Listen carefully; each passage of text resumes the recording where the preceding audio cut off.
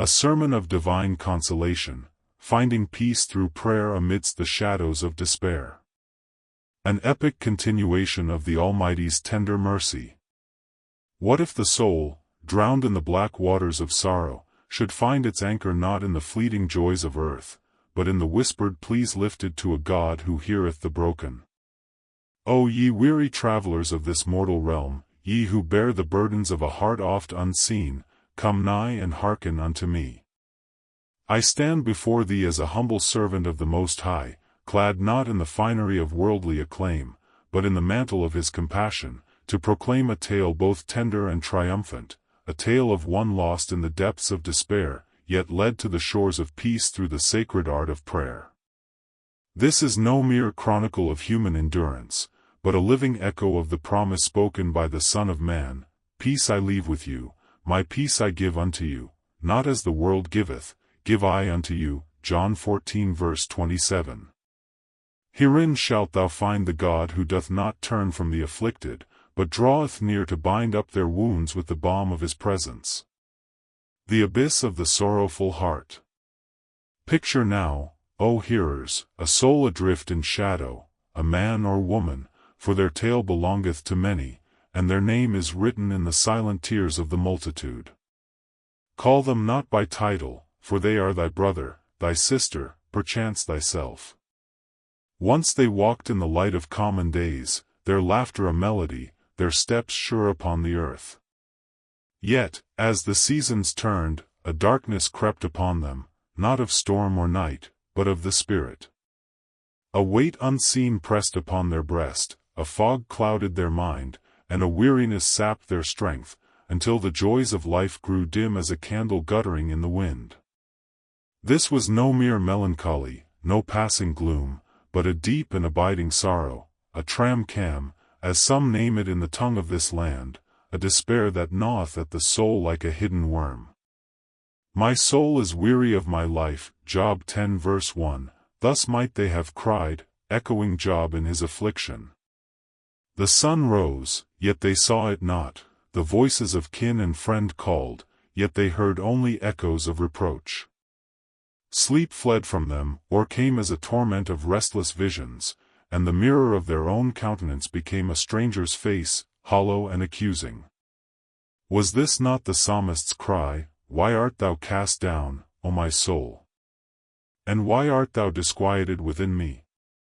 Psalm 42 verse 5. Yet where the psalmist turned swiftly to hope, this soul lingered in the pit, deeming themselves forsaken. The world offered its remedies, potions of the healer, counsel of the wise, distractions of the marketplace, but these were as chaff before the wind, unable to pierce the veil of their anguish. And so they dwelt, a prisoner within their own mind, until a faint whisper stirred, a call to prayer, born not of habit, but of desperation. The prayer that pierceth the darkness. Now, O ye who listen, attend to the dawning of this tale, where the broken find their voice and the heavens bend low. For in the depths of their despair, this soul turned not to the strength of man, nor to the idols of this age, but to the God they scarce knew how to seek. Lord, if thou art there, hear me, they whispered, or perchance they spake not at all, but groaned in spirit, as the apostle saith, the Spirit itself mocketh intercession for us with groanings which cannot be uttered. Romans 8 verse 26. Their prayer was no polished liturgy, no hymn of the sanctuary, but a raw and ragged plea, a cry from the abyss to the one who dwelleth above. Consider Hannah, barren and broken, who poured out her soul before the Lord in Shiloh, 1 Samuel 1 verses 10 to 11. Did she not weep in silence, her lips moving without sound, until the Almighty heard and granted her peace? So too did this soul, in their chamber or beneath the open sky, lift their burden to God. They knew not if he would answer, nor how, but the act of praying, of casting their sorrow upon the unseen, was a spark in the gloom, a thread of hope amidst the tangle of despair. And lo, the peace came, not as a thunderclap, nor as a sudden flood, but as a still, small stream, flowing into the parched places of their heart.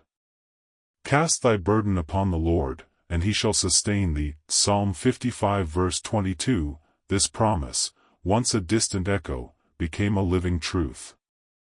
The darkness lingered, the weight pressed still, yet a quietness settled upon them, a peace not of the world, but of the Spirit, whispering, Thou art enough, and I am with thee. The prayer did not banish the storm, but it built a refuge within it, a sanctuary where the soul could rest. The paradox of pain and the gift of peace. But stay thy thoughts, O ye seekers of understanding, and let us wrestle with the mystery that vexeth the heart. Why doth sorrow descend upon the innocent? Why must the soul endure such shadows ere it find light? The skeptic crieth, If God be love, wherefore this anguish? The pious answer, It is a trial to refine thee. Yet the truth lieth deeper, in the crucible of divine compassion. Turn thine eyes to Christ in Gethsemane, where he sweat as it were great drops of blood, crying, O my Father, if it be possible, let this cup pass from me. Matthew 26 verse 39.